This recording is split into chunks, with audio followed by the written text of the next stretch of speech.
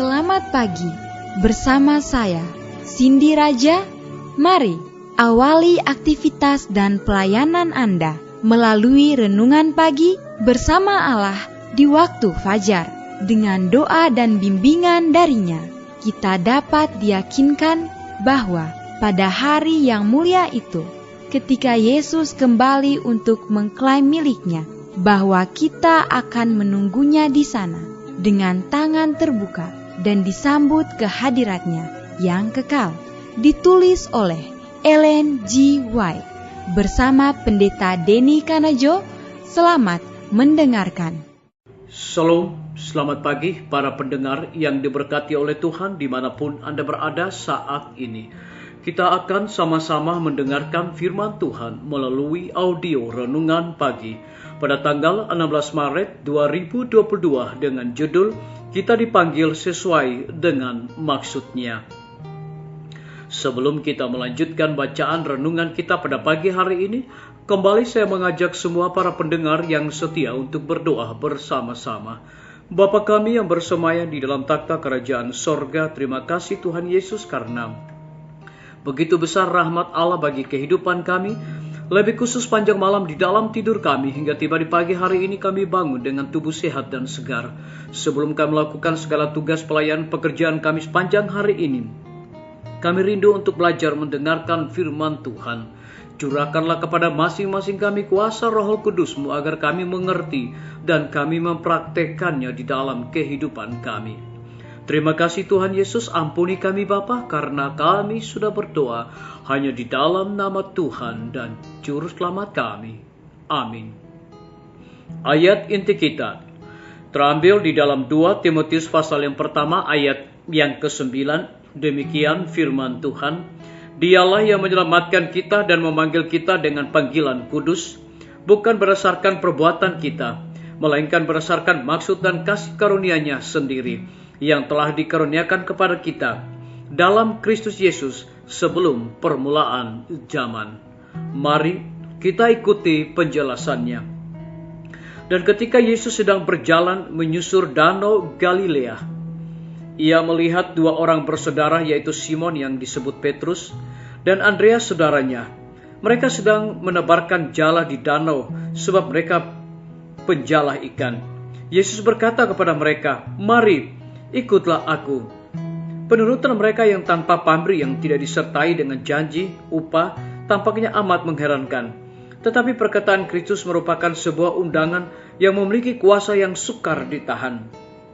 Kristus ingin membuat nelayan yang rendah hati ini dalam hubungannya dengan Dia menjadi alat menarik orang dari pelayanan kepada setan, lalu menempatkan mereka di bawah tugas pelayanan bagi Allah. Di dalam pekerjaan inilah mereka akan menjadi saksinya, menyampaikan kepada dunia ini kebenarannya yang tidak berbaur dengan tradisi dan ilmu pengetahuan manusia yang menyesatkan.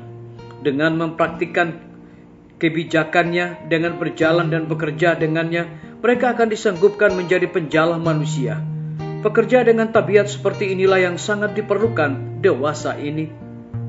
Manusia yang mau mengabaikan dirinya tanpa pamrih ke dalam tugas pelayanan kerajaan Allah.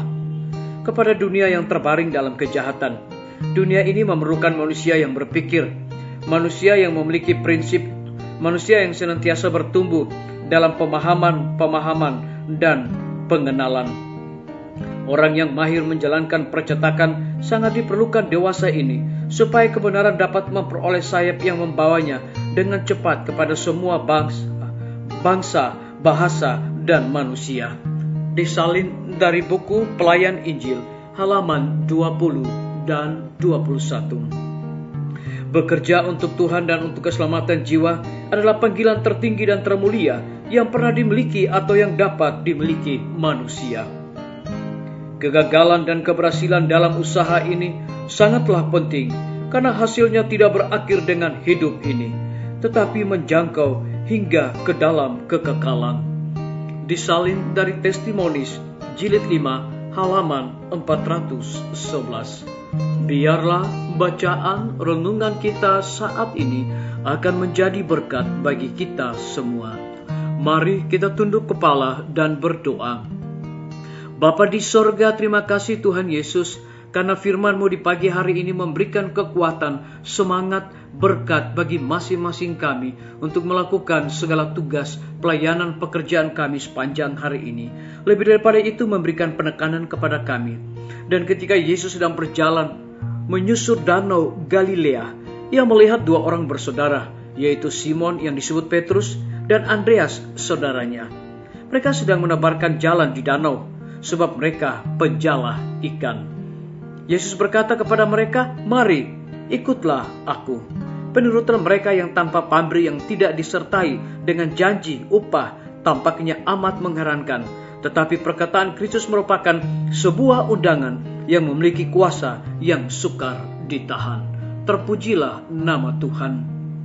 Pada pagi hari ini hamba berdoa untuk pemerintah kami. Tuhan memberkati Bapak Presiden bersama Wakil Presiden, para menteri dan seluruh stafnya, Bapak Gubernur bersama Wakil, Bapak Wali Kota bersama Wakil, Bapak Bupati bersama Wakil, Camat dan seluruh stafnya, Kepala Desa, Lurah, RT, RW, dimanapun mereka berada saat ini.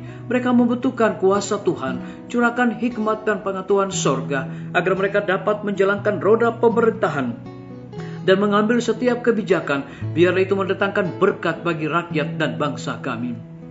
Kami berdoa untuk para tim medis, Tuhan berkati dokter, perawat, bidan, dan semua para pekerja kesehatan yang ada di setiap rumah sakit bahkan puskesmas yang ada di Indonesia. Lindungi mereka Tuhan, pelihara mereka, berikan dedikasi di dalam pelayanan di tengah-tengah pandemi saat ini. Kami juga berdoa untuk pimpinan-pimpinan organisasi gereja Tuhan, dari tingkat yang tertinggi sampai kepada gembala jemaat. Mereka membutuhkan kuasa Roh Kudus dalam pelayanan mereka, terlebih di dalam KKR-Net yang berlangsung saat ini. Kami berdoa untuk guru-guru, kepala sekolah dan setiap siswa yang berada di setiap lembaga pendidikan. Berikan hikmat pengetahuan sorga untuk mereka mendidik anak-anak, bukan sekedar memperoleh pengetahuan dunia, tetapi memiliki karakter Yesus Kristus. Kami berdoa untuk para pendengar yang setia dimanapun mereka berada, yang berulang tahun saat ini. Dengan bertambahnya usia yang Tuhan percayakan dalam hidup mereka, mereka selalu bersyukur dan melayani Tuhan senantiasa. Yang berada di dalam kebimbangan dan ketidakpastian hidup, Tuhan berikan iman yang teguh kepada mereka, untuk mereka terus berharap, bersandar hanya kepada Tuhan saja. TNI, Polri, PNS, wira swasta, petani, pedagang, nelayan, ojek online, juga Tuhan berkati mereka, urapi mereka, tuntun mereka Bapa, agar mereka juga merasa bersuka cita dan memiliki hikmat sorga untuk menjalankan segala tugas dan tanggung jawab mereka. Terima kasih Tuhan Yesus, dengarlah doa kami Bapa, dan mau mengampuni segala dosa kami, karena kami sudah berdoa hanya di dalam nama Tuhan dan Juru Selamat kami. Amin. Sampai jumpa. Tuhan Yesus memberkati kita semua.